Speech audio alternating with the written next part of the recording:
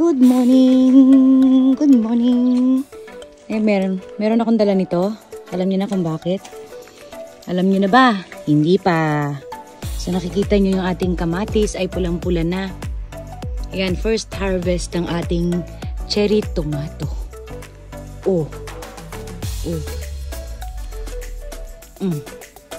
Lagay natin dyan. Tapos, itong isa. Pulang-pula.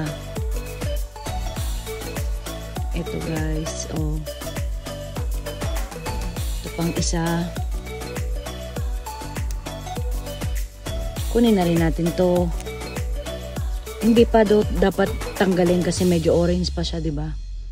Pero alisin ko na. So ito yung una nating harvest. 5 piraso. Nice one.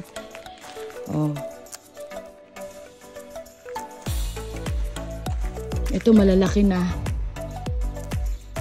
Ayan.